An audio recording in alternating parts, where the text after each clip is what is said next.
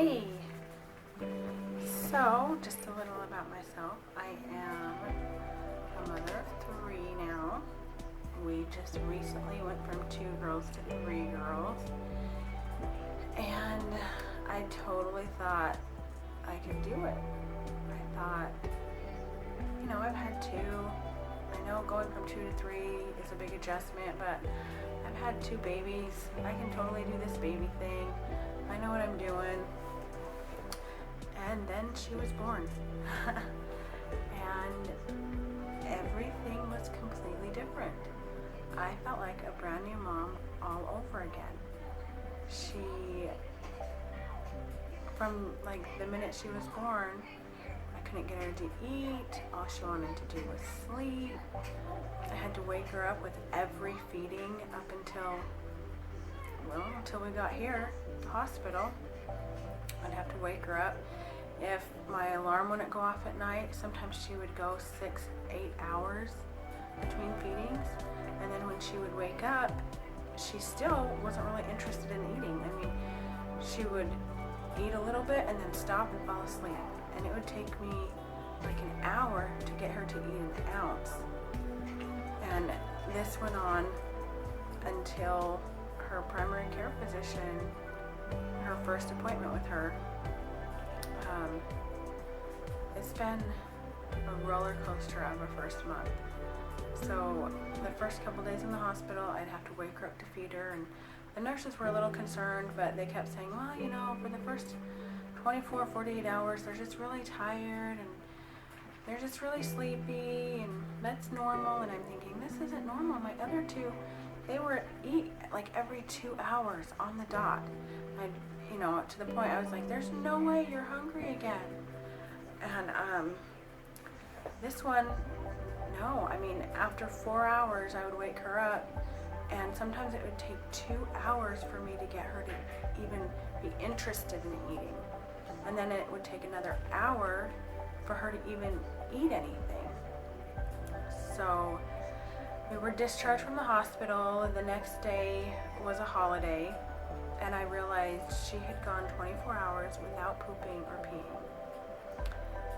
And naturally I was concerned. All the clinics are closed because it's a holiday. So we went to the emergency room and they checked her out. When she was born, she was 6 pounds, 3 ounces. When we got to the emergency room, she was 5 pounds, 9 ounces. I was nervous. They did tests on her, did their assessments on her.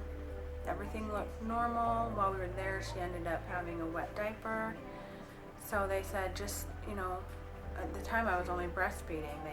We gave her a bottle in the emergency room, and she drank it. She drank about 1/2 ounce and ended up having a wet diaper before she drank the formula. And they suggested I add formula in with my breastfeeding and bottle feed her because she was doing better with the bottles. So I would do breast milk during the day and formula at night. So this went on for about a week and a half. She was 3 weeks old when we went to her 2-week checkup. I had to reschedule her 2 weeks when she was 2 weeks old because we had a big snowstorm. And anyway, so she was a day shy of being 3 weeks old when we went to her appointment, and her physician's asking, how she's going, how everything's going, and I brought up my concern. She still wasn't interested in eating. I still had to wake her up for every feeding. All she wanted to do was sleep. She would fall asleep no matter what we were doing. I would try to keep her awake during the day to start sleep training her, and she would not stay awake. At nights, she would get fussy and like projectile vomit, and I was like, I know that babies are sleepy, but this is not normal. And her physician luckily agreed. She's an amazing physician, and did her assessment, and she said, well, I heard a murmur and I can't find the pulses in her legs, her femoral pulses. And I said, okay. And she said, so we're going to get an EKG and we're going to consult the cardiologist. And I'm like, okay. I'm a little nervous at this point because I myself am a cardiac nurse. And I'm thinking, okay, maybe it's just a PFO. You know, there's a spot in your heart that's supposed to close up, a little hole that's like a flap that's supposed to close up when you're born. Not everybody's does, but it's usually not an issue. So she got the EKG, consulted cardiology. She said, okay, they're going to be calling you to set up an appointment. And I said, okay. So fast forward an hour or two later, the clinic calls me and says, we need to see you in the clinic. And I said, okay. And she said, we need to see you tomorrow.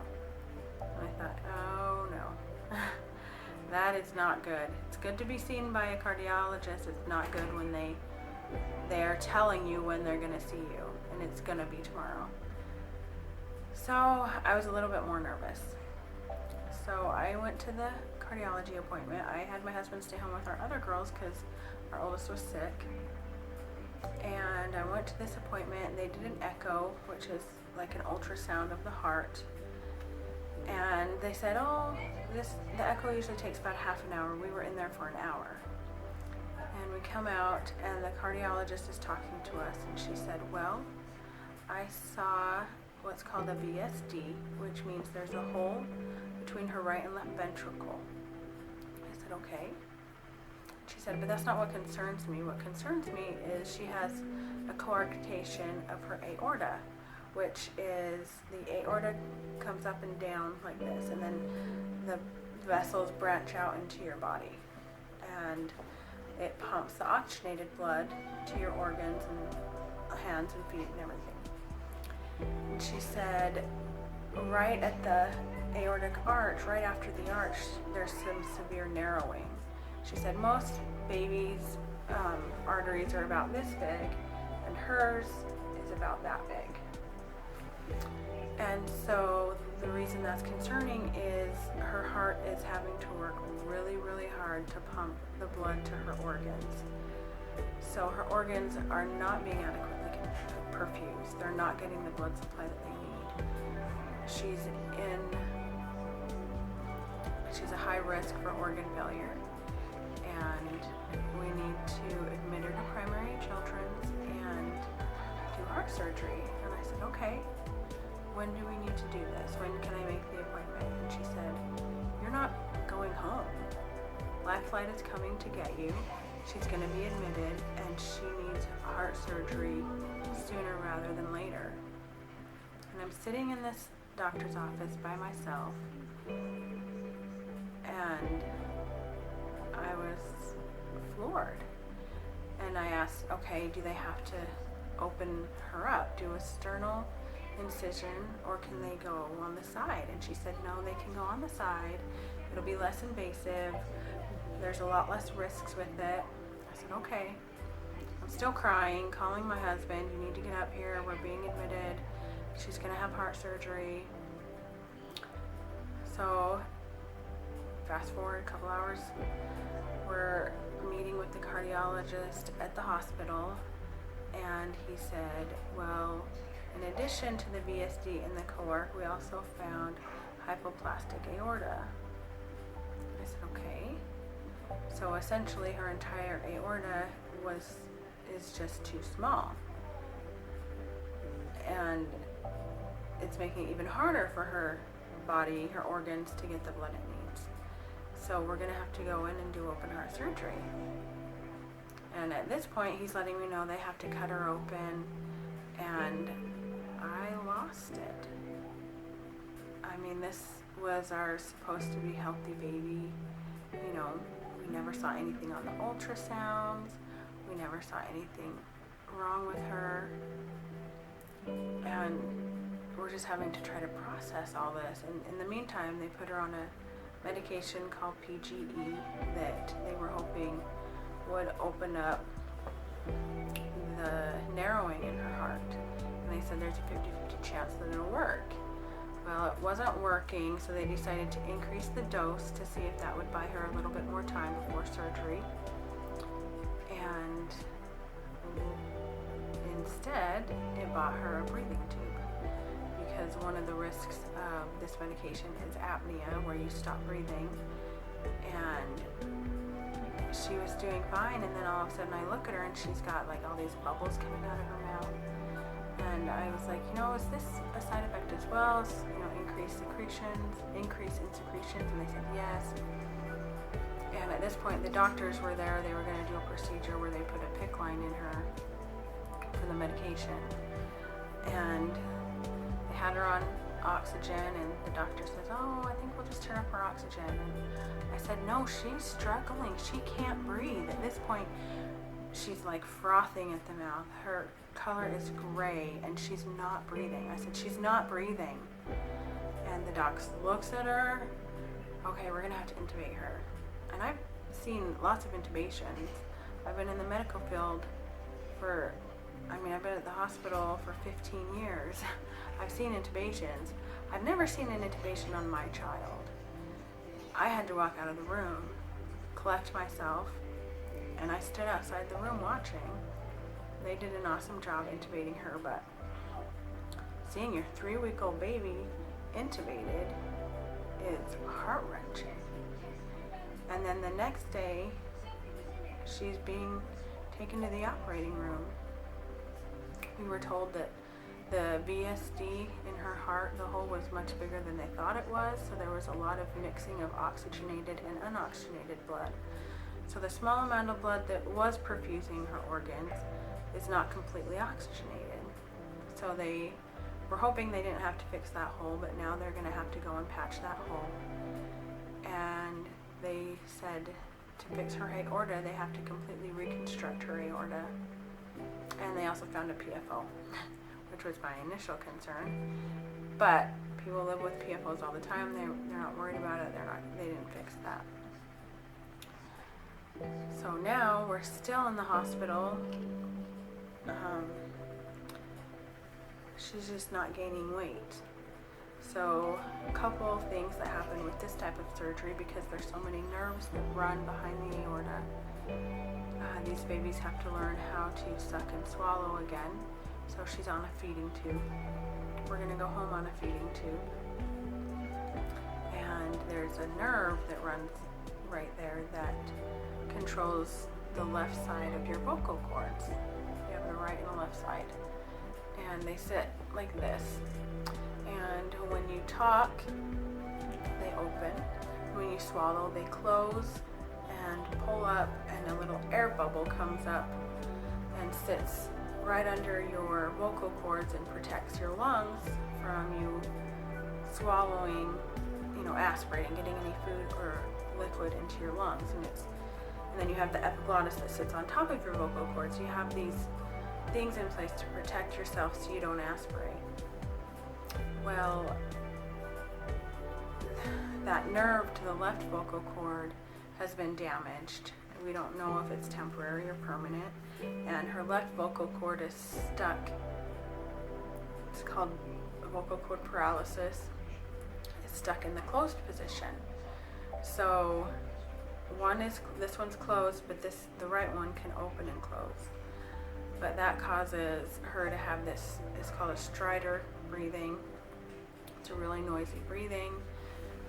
It can cause breathing issues. So because of that, she's failed her car seat test. Her oxygen goes down to 77% when she's in her car seat. So now we have to borrow a car seat from the hospital in order to even be able to take her home. Right now we're still here because she's not gaining weight. They won't let her leave until she gains weight consistently for 2 days, and she'll lose weight and then gain weight, and then lose weight and then gain weight.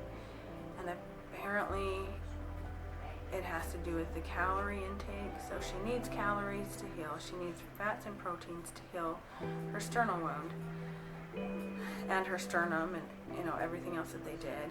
But too many calories and they poop too much, so they lose weight. Not enough calories, they're working too hard to heal and they lose weight. So we have that going. And then she has 2 spots on her sternum.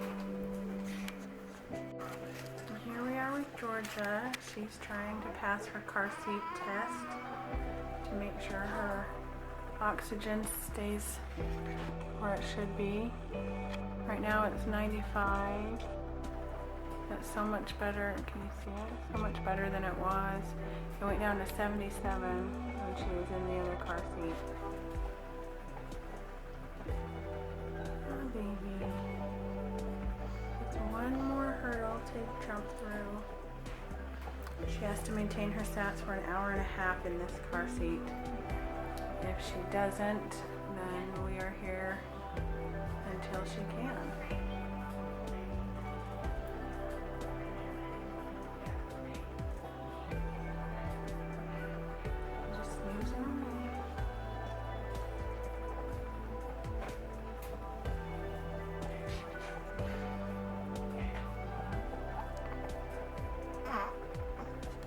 You gonna talk to us, huh?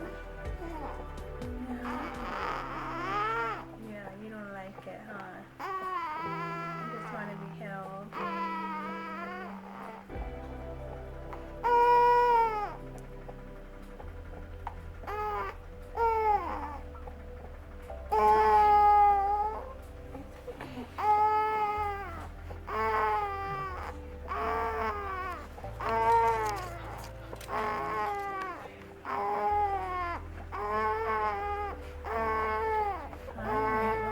Pinky. It's her weak little cry. Oh. I know, baby. You're okay. I know.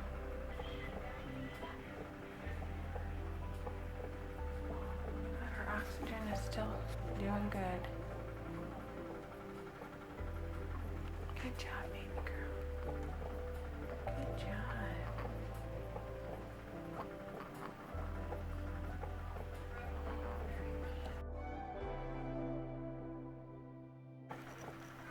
There she is. She loves her sound machine.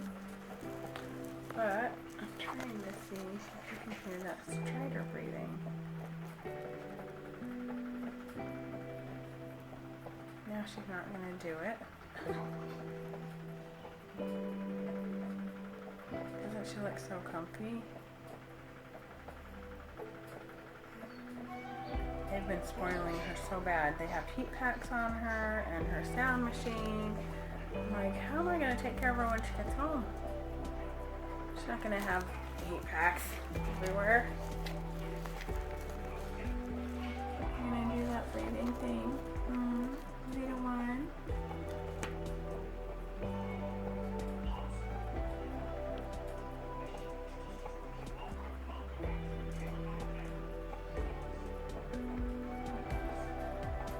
Really, huh?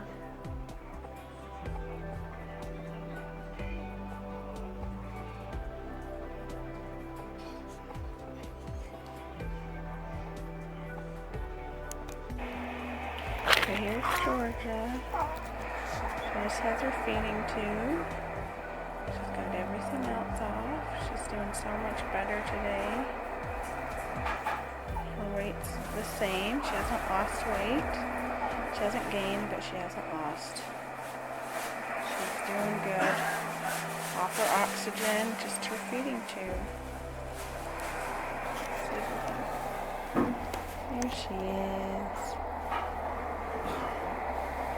She's our little heart warrior.